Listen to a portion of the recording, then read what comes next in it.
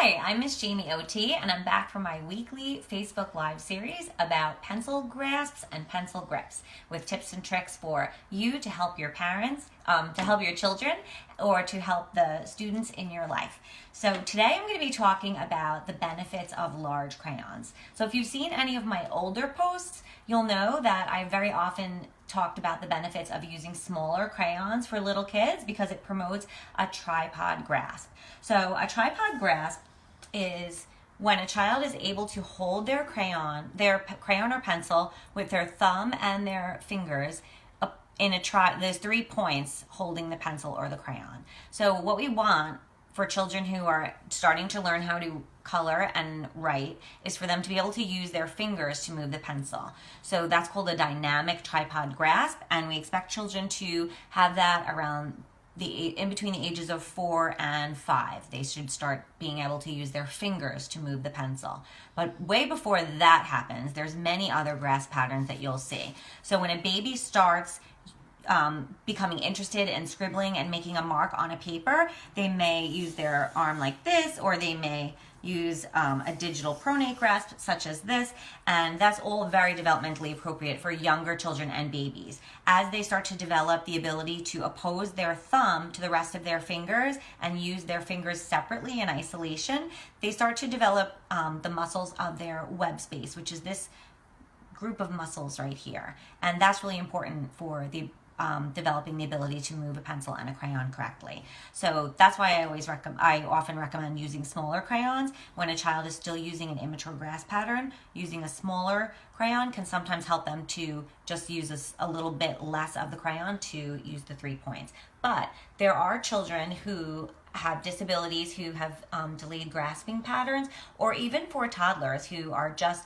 using their whole fist kind of to grasp that crayon and using their whole arm and fist, and they're not using their fingers separately. Using a larger crayon can really help with that. So these are larger preschool crayons, and they have a rounded back. They have a rounded back, almost like a golf ball. So obviously my hand is much bigger, but it kind of promotes the thumb to be opposite the rest of the fingers, which is great because it starts to have that web space going. For older children, if you have a child who is maybe 10 years old and has significant disabilities that impact their fine motor skills, you can stack a couple of them, which is great because their hand is going to be larger, so they can grasp all of them, and it still promotes that open web space that we're looking for, and they can use and scribble and make a mark, and their thumb is starting to get into that proper position that we want. So another great crayon for children who need larger crayons are these effortless art crayons. And what I like about these is that they're already adapted. They have a ridge on them built in, so that's fun. And I recommend it 2 different ways. For one, children who tend to press really hard, or have sometimes children with sensory processing issues, they really just have difficulty modulating how much pressure they use when they're scribbling, and they often break crayons. So these are a little bit thicker, which helps that. But also this ridge right here, for children who press really hard, sometimes their fingers slip to the bottom, and this ridge prevents that, which is fun. I also like how it's triangular shaped. So even if a child picks it up in the wrong position and they're holding it in a way that wouldn't be the way an adult would hand it to them, their fingers are still in that tripod position, which is great. And the ridge is still stopping those fingers from slipping. Again, like that. For your children who have difficulty separating the thumb for the rest of their fingers, if you remember when a baby has like a raking grasp, they're using all their fingers together, and some children carry that over for when they are coloring. And so for children who do that, I recommend that they hold the crayon below the ridge, and this automatically kind of pops open those fingers, so they're starting to hold it in a more mature pattern, closer to a tripod grasp. So that can help children to start using the proper muscles to start moving on with getting to a tripod grasp, which is what our goal is going to be for entering school. So those are my tips and tricks for using larger crayons.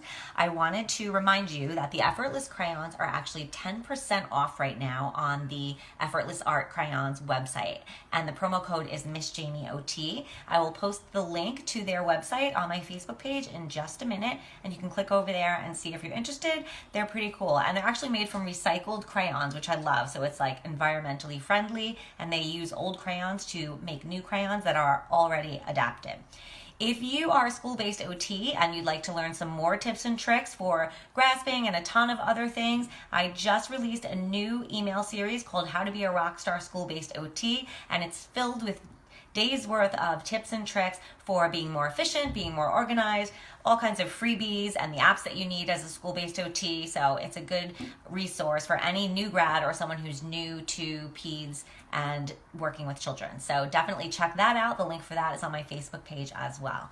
So I hope you enjoyed this post. If you did, please remember to give it a thumbs up and to like my Miss Jaime OT page. I'm really striving to get to 10,000. If you have any friends that might enjoy my page and my tips and tricks, please make sure to invite them to like my page as well. And I will see you next week. I'll be talking about more tips and tricks for how to get your child to hold the pencil correctly. And going forward into March, I'll be talking about pre-writing, which are the foundational skills that a child needs before they start writing properly. And a lot of times those are overlooked, and I'm going to be giving you some good tricks about that. So I hope you have a great night, and thank you for watching.